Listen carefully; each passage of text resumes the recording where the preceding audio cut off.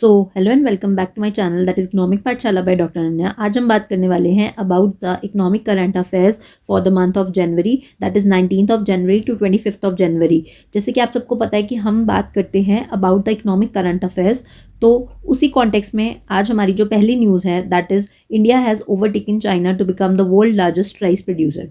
इसमें दो न्यूज़ जो हैं इस वीक में वो पुरानी है, जो कि किसी रीज़न की वजह से मिस हो गई थी मुझसे, तो उसको मैं आज यहाँ पे कवर कर रही हूँ।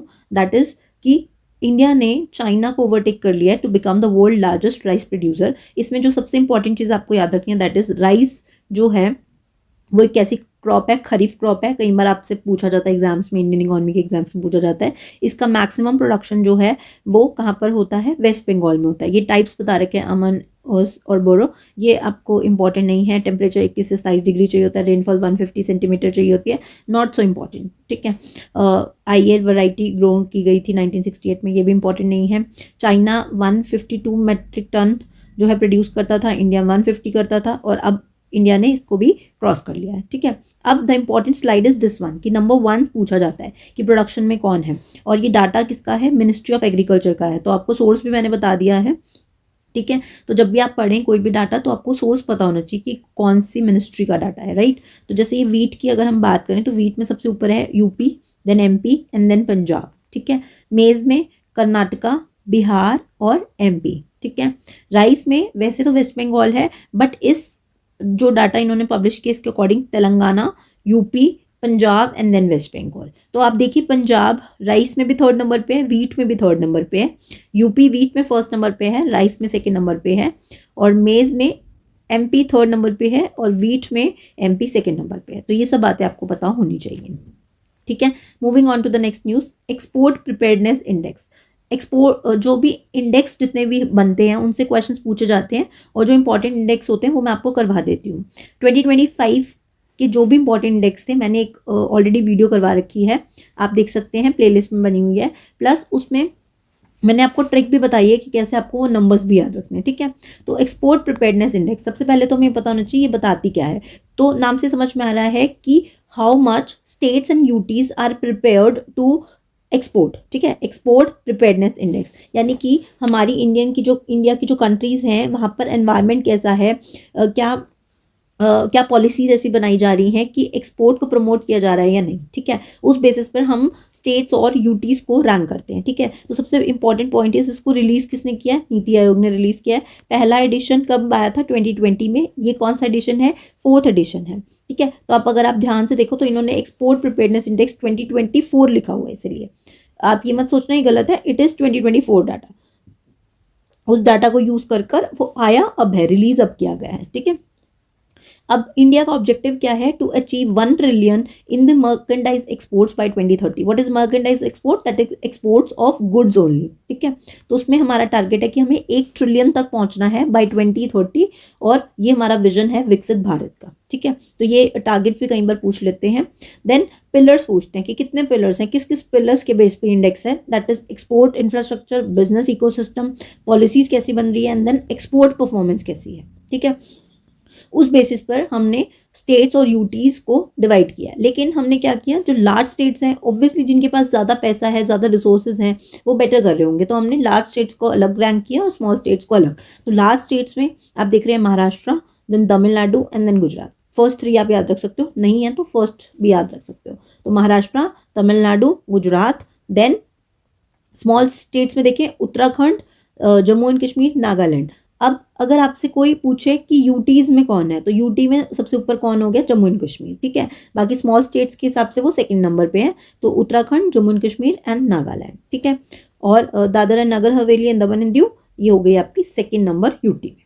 आई होप समझ में आ गया होगा। तो इधर से महाराष्ट्र, तमिलनाडु, गुजरात, इधर Uttarakhand. Okay. Next, moving to the next news, world economic forum global risk report 2026। तो वर्ल्ड इकोनॉमिक फोरम जो है उन्होंने एक रिपोर्ट दी। ठीक है। ऑल्दो ये रिपोर्ट आपके लिए इंपॉर्टेंट नहीं है, क्योंकि इसमें बेसिकली ये बताया गया था कि इंडिया को सबसे ज़्यादा थ्रेट किस चीज़ से है, दैट इज साइबर सिक्योरिटी। आप देख रहे हो बहुत ज़्यादा साइबर क्राइम बढ़ गया है कुछ टाइम से। ठीक है। उन्होंने 2025 के डाटा को यूज़ करते हुए इस रिपोर्ट को रिलीज़ किया है, और ये 21st एडिशन है इस रिपोर्ट का। ठीक है। और अगर वर्ल्ड के थ्रेट की बात करें कि वर्ल्ड में किस किस चीज़ों से है, तो साइबर सिक्योरिटी है, आर्म्ड कॉन्फ्लिक्ट आप देख रहे हो आजकल जो बहुत टाइम से जो वॉर्स चल रहे हैं, रशिया यूक्रेन हो गए या फिर यूएसए के जो वॉर्स चल रहे हैं, तो आप वो सब देख सकते हैं। उसके अलावा क्लाइमेट चेंज जो है, ये सम ऑफ द रिस्क हैं जो पूरे वर्ल्ड लेवल पर है, और इंडिया लेवल पर साइबर सिक्योरिटी है। Again not so important, but what is important, the important is कि वर्ल्ड इकोनॉमिक फोरम क्या है, ये आपको बताना चाहिए। उसके स्टैटिक फैक्ट्स कब बने, क्या हुआ, तो ये बताना चाहिए। सबसे पहले इसके फाउंडर कौन है, क्लॉस श्वाब, ठीक है, एक जर्मन बॉर्न प्रोफेसर है। इसको हमने मतलब ये फाउंड कब हुआ, 24 जनवरी 1971। 24 जनवरी को कौन सा डे आता है, नेशनल गर्ल चाइल्ड डे आता है, तो इसलिए आपको याद होना चाहिए 1971 में बना था। इसका हेडक्वार्टर कहाँ है, क्लॉगनी, जिनेवा, स्विट्जरलैंड में, ठीक है। मैंने आपको इसकी न्यूज़ शायद आई डोंट रिमेंबर, शायद लास्ट वीक मैंने करवाई थी कि इसकी जो है बैठक भी है स्विट्जरलैंड में। और एक ही बार ऐसा हुआ था जब इसकी जो एनुअल मीटिंग हुई थी वो एशिया में हुई थी, दैट इज सिंगापुर में हुई थी। अदरवाइज हमेशा इसकी मीटिंग कहाँ होती है, जिनेवा के स्विट्जरलैंड में होती है, ठीक है, दावोस में होती है बेसिकली।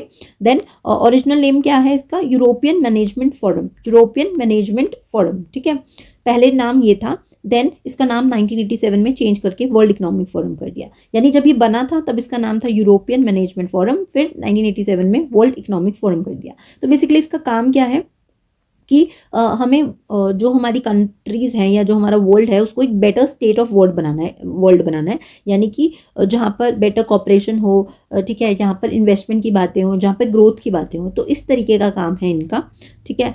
ये इंटरिम चेयरमैन सीईओ है बॉर्ज ब्रेंडे, ठीक है। इसके फाउंडर मैंने बताई दिया, जो पहले क्लॉस श्वाब थे, इन्होंने रिटायर कर लिया है 2025, ठीक है। तो प्रेसिडेंट सीईओ ये हैं, नॉट सो इम्पॉर्टेंट, बस आपको इतना याद होना चाहिए, इसके फाउंडेशन याद रखना और हेडक्वार्टर याद रखना। देन अदर रिपोर्ट्स की बात करें जो ये पब्लिश करता है, that is global gender gap report, then we have travel and tourism report and global competitiveness report.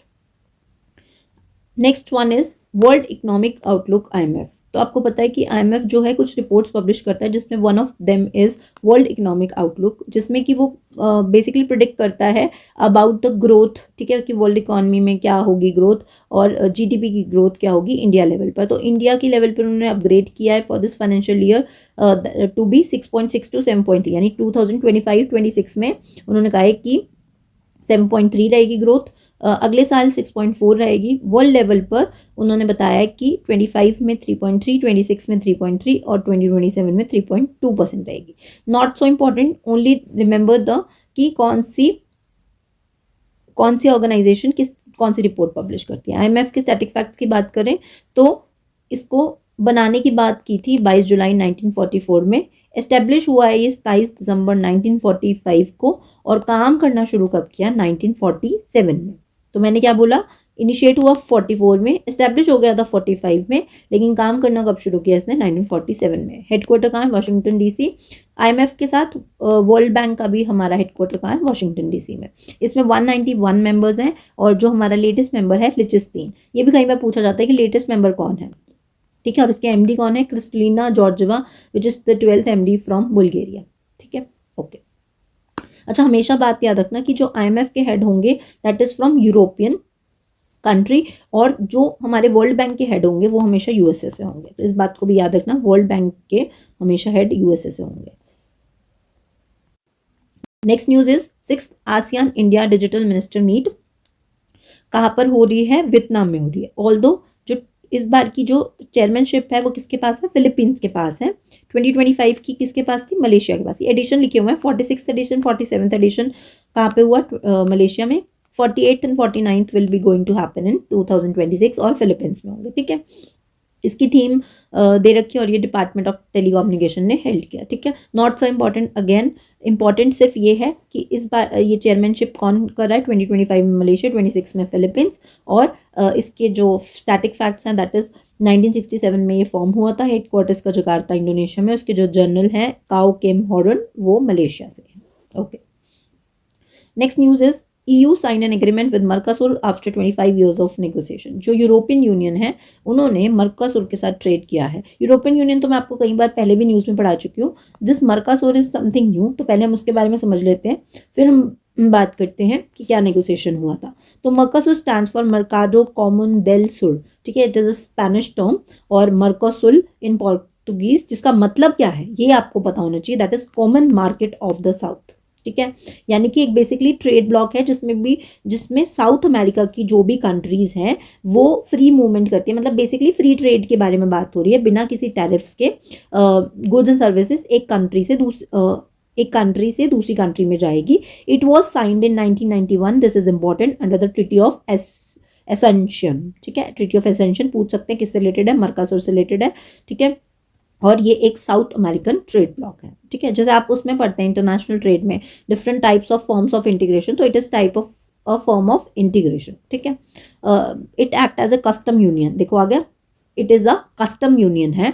ठीक है, तो आप मुझे बताएंगे कि सबसे पहले आता है preferential trade area, then free trade area, then we have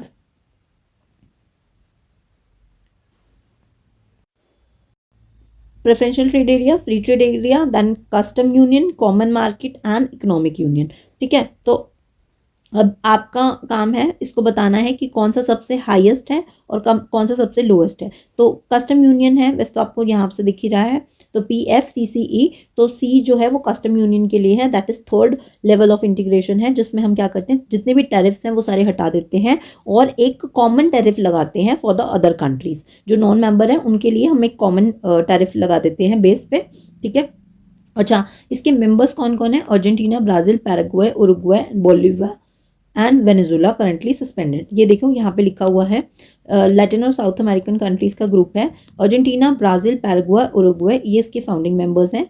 फिर बाद में वेनेजुला को ऐड किया था, लेकिन इसको 2016 में सस्पेंड कर दिया गया, और बोलिविया भी एडेड है। इनका एग्रीमेंट जो है वो पैराग्वे में हुआ था, जहाँ पे इन्होंने जो भी ट्रेड रिलेटेड एग्रीमेंट्स है उसको किया था। वो हमारे लिए इंपॉर्टेंट नहीं है, हमारे लिए इंपॉर्टेंट था मर्कासुर, जो कि मैंने आपको बता दिया है।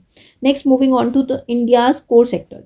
तो इंडियाज कोर सेक्टर हम हर मंथ इसके डाटा की बात करते हैं, जैसे कि हमारा है CPI, कुछ डाटा है जो हम हर मंथ बात करते हैं, WPI, then we have core industry index, और एक होता है IIP। ये 4 डाटाज हैं जो हम हमेशा पढ़ते ही हैं। ठीक है, अगर आप न्यू हैं चैनल पे, आप फर्स्ट टाइम देख रहे हैं, तो मैं आपको बता दूं इन सब का डाटा मंथली पब्लिश होता है। ठीक है, अच्छा, कोर सेक्टर की बात करें तो व्हाट इज कोर सेक्टर, तो कोर सेक्टर बच्चे जैसे आपका ऐसा मान लीजिए ये पूरी प्रोडक्शन सेक्टर है।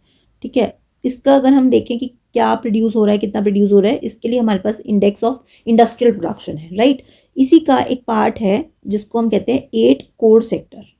8 कोर सेक्टर मतलब कुछ इंपॉर्टेंट सेक्टर्स जिन पे नज़र रखना ज़रूरी है। ठीक है, जैसे कि आपकी क्लास में होंगे, आप किसी कॉलेज में पढ़ते हैं, स्कूल में पढ़ते हैं, तो 100 बच्चों की मान लीजिए क्लास है, तो 100 बच्चों का तो डाटा देखेंगे ही, बट क्या होता है, कुछ टॉपर्स होते हैं, राइट, कुछ टॉपर्स होते हैं, जैसे मान लीजिए टॉप 10 स्टूडेंट्स हैं, तो इनके ऊपर ज़्यादा अच्छे से नज़र रखी जाती है। क्यों? क्योंकि ये हमारा फ्यूचर होते हैं, हमें ये पता होता है यही बच्चे कुछ ना कुछ करेंगे, तो हम इनको अलग से फोकस रखते हैं। ठीक है, कुछ इसी तरीके से आप समझ लीजिए 8 को सेक्टर है और बीच में क्या है, IIP का डाटा हमारा NSO पब्लिश करता है, जबकि कोर सेक्टर्स का डाटा हमारा कौन करता है, DPIIT।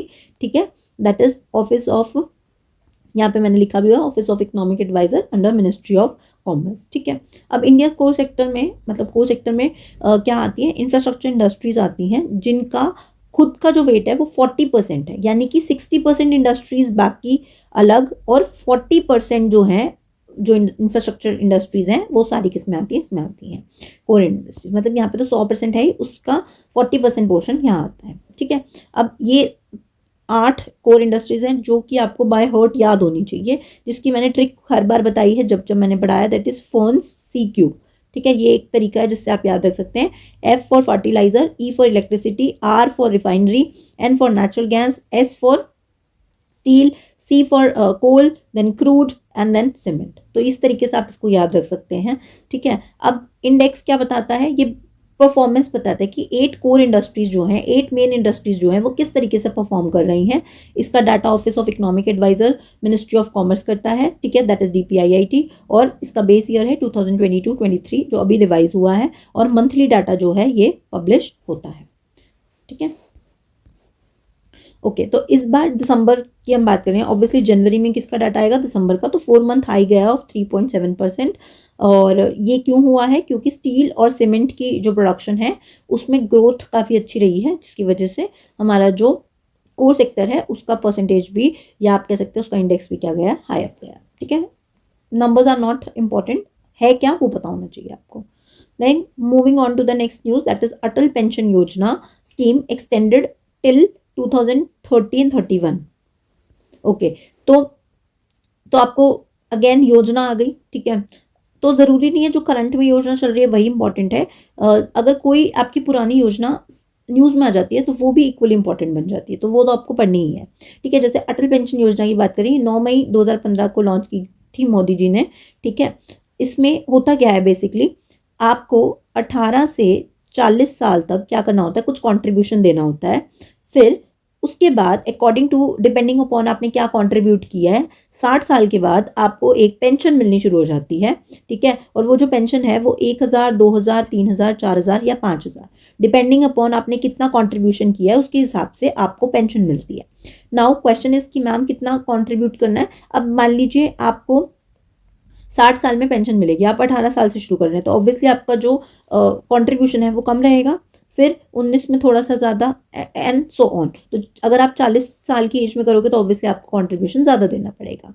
दिस इज बेसिकली एक सोशल सिक्योरिटी का काम कर रहे हैं टू द अनऑर्गेनाइज सेक्टर। जैसे आपको पता है कि गवर्नमेंट जॉब्स होती हैं वहाँ पर पेंशन का प्रोविजन है, प्राइवेट सेक्टर में भी है, लेकिन अनऑर्गेनाइज सेक्टर जो है आपका, वहाँ पर सोशल सिक्योरिटी प्रोवाइड करने के लिए कि हाँ आपके काम बंद करने के बाद भी आपको कुछ अमाउंट मिले, जो कि आपका खुद का ही है, थोड़ा बहुत कंट्रीब्यूट किया जाता है, तो उसके लिए ये स्कीम लाई गई थी बाय मोदी जी इन 2015। इसके साथ 2 और स्कीम्स भी आई थी, अगर आप मुझे बता सके, सेम तारीख को 9 मई को ही 2 और स्कीम्स आई थी।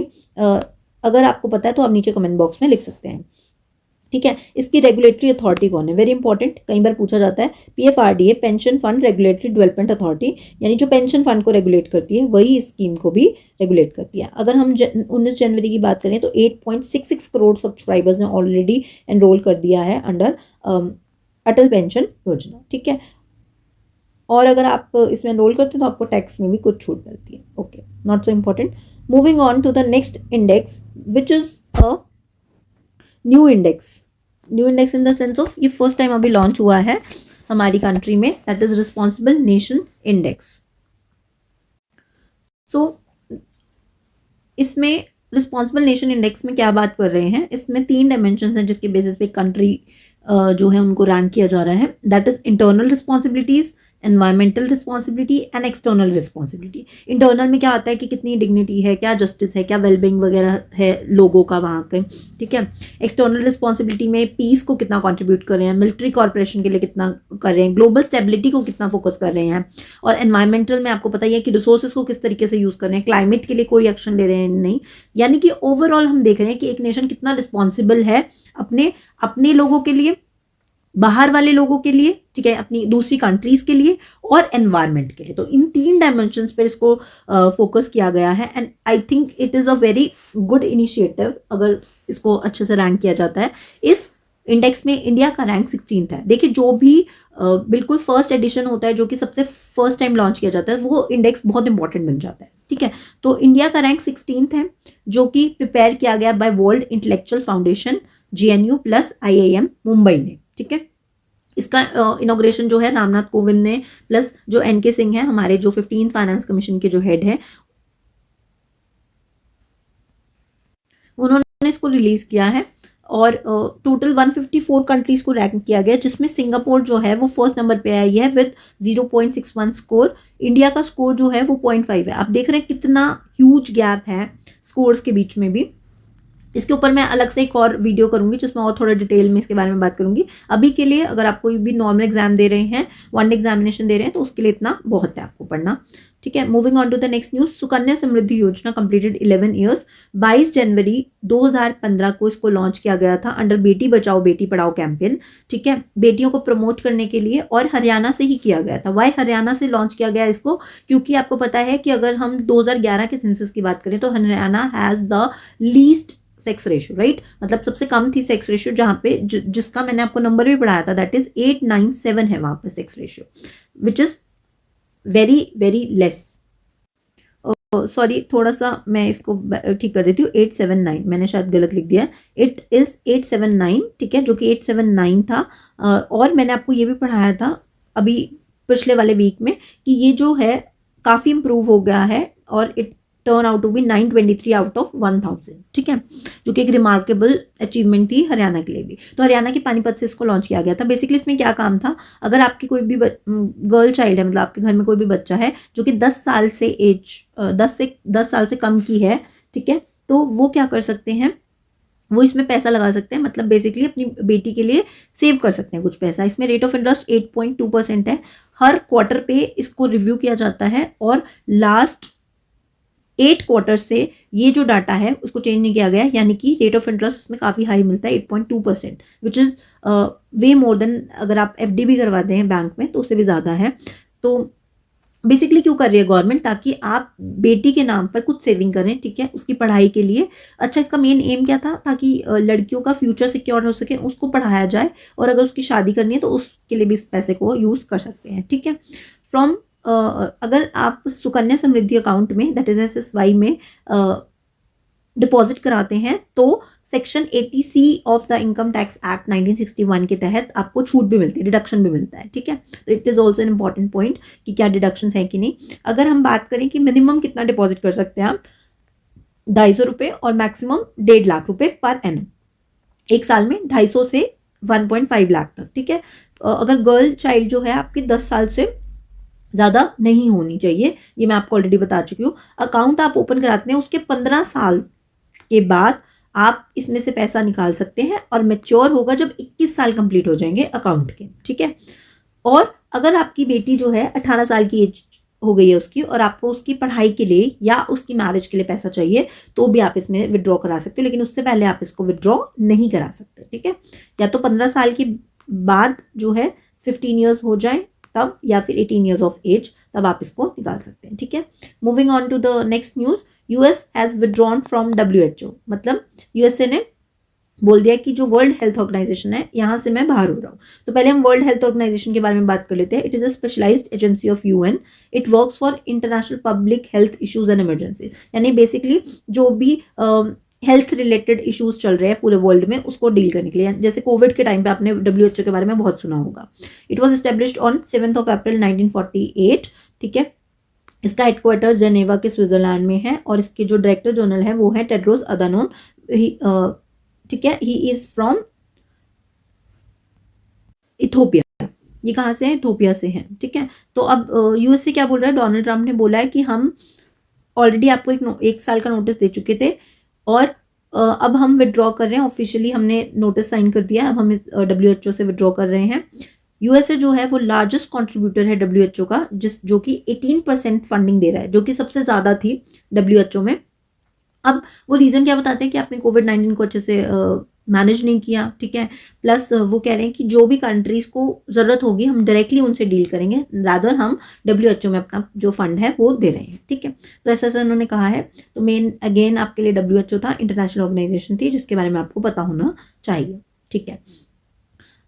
Next news is that PM Modi ने स्वनिधि क्रेडिट कार्ड जो है वो लॉन्च किए हैं जब वो तिरुवनंतपुरम केरला गए थे, ठीक है। तो PM स्वनिधि स्कीम के बारे में आपको पता होना चाहिए। व्हाट इज़ दैट इज़ प्रधानमंत्री स्ट्रीट वेंडर मतलब उनको आत्मनिर्भर करने के लिए। ये कब आया था? जब कोविड के टाइम पे, अगर आपको ध्यान होगा, अगर आप फॉलो कर रहे हैं तब से न्यूज़, तो ये एक सेंट्रल सेक्टर स्कीम है, यानी कि 100% फंडिंग किसकी होगी? गवर्नमेंट की होगी। जो भी स्ट्रीट वेंडर्स थे, आपको पता है वो रोज़ कमाते हैं और रोज़ ही वो खाते हैं, ठीक है। जितना कमाया उतना वो खा लेते हैं। 1 जून 2020 ताकि जो भी अर्बन स्ट्रीट वेंडर्स हैं उनको वर्किंग कैपिटल लोन दिया जा सके, ताकि वो अपनी आजीविका जो है वो फिर से स्टार्ट कर सके, क्योंकि कोविड-19 के टाइम में काफ़ी उनका नुकसान हो गया था, राइट। तो अब कैबिनेट ने हमने 2025 में ये चीज़ पढ़ी थी, कैबिनेट ने इसकी जो लास्ट डेट है वो एक्सटेंड कर दी थी फ्रॉम 31 दिसंबर 2024 टू 31 मार्च 2030, यानी कि 6 साल के लिए, और इसको एक्सटेंड कर दिया गया था टिल 31 मार्च 2030। टोटल आउटले 7333 यानी 7333 करोड़ रुपीज़ है। टोटल बेनिफिशरीज है, नॉट इम्पॉर्टेंट। एडमिनिस्ट्रेशन कौन कर रहा है इसका? एडमिनिस्ट्रेशन कौन देख रेख कर रहा है? That is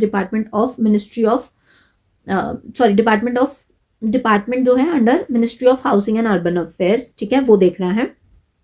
next is department of financial service जो है वो क्या देख रहा है, वो लोन्स वगैरह प्रोवाइड करने का काम उनका है। ओवरऑल स्कीम को कोऑर्डिनेट करना है किसका, ministry of housing and urban affairs, और पैसे प्रोवाइड कराना बैंक्स के थ्रू लोन वगैरह कराना वो डिपार्टमेंट ऑफ फाइनेंशियल सर्विसेज के अंडर है। ठीक है, तो लोन की बात करें, पहले ये था कि पहले आपको क्या होता था, 10,000 का लोन मिलता था, आप रीपे करते थे आपको 20,000 का लोन मिलता था, फिर अगेन आप रीपे करते थे तो आपको 50,000 का लोन मिलता था। लेकिन अब क्या सीन है, अब इस अमाउंट को बढ़ा के 15,000 कर दिया गया है कि पहली बार में आपको 15,000 रुपये मिलेंगे, देन आपको मिलेगा 25,000 का लोन, देन 50,000 का लोन। तो ये भी आपको याद रखनी है डिटेल्स, 15, 25 एंड 50। ठीक है, प्लस इसमें जो भी लोन मिलता है वो मिलता है without collateral, that is important point, कि बिना किसी कोलेटरल रखे, बिना कोई चीज़ गिरवी रखे आपको यह लोन मिल जाता है। ठीक है, ओके।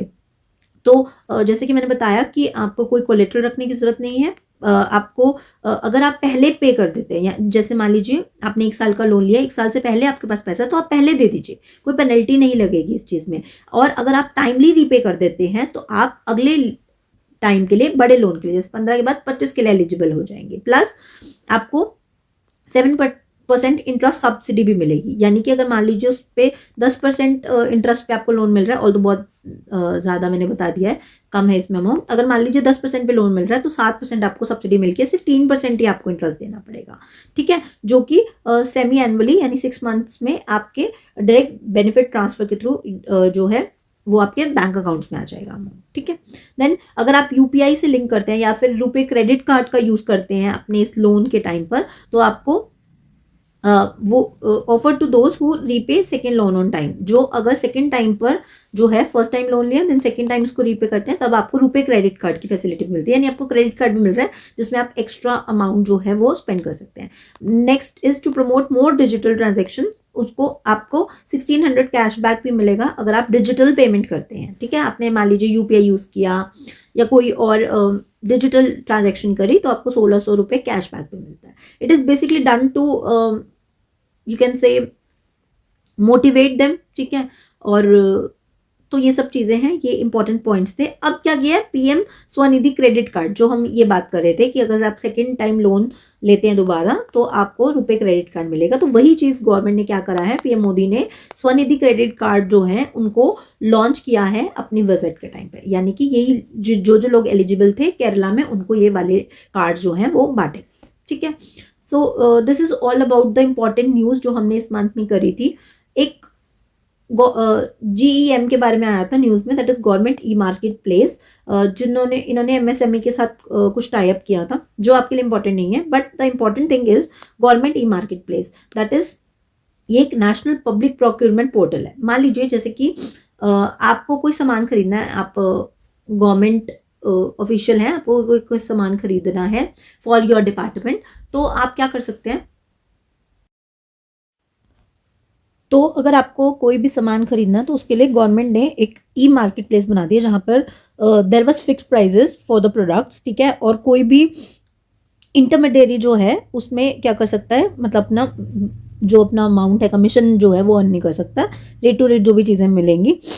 तो it was launched by the government, it was launched on 9 August 2016 by ministry of commerce and industry. ठीक है, तो आपको ये पता होना चाहिए, इसलिए मैंने थोड़ा सा स्लाइड में ऐड कर दिया है, बेसिक नॉलेज होनी चाहिए इसके बारे में। ठीक है, तो ये थी हमारी कुछ इंपॉर्टेंट न्यूज़, आई होप आपको समझ में आई होंगी। अगर आपको कोई भी डाउट है तो आप नीचे कमेंट बॉक्स में लिख सकते हैं। Till then thank you and bye bye.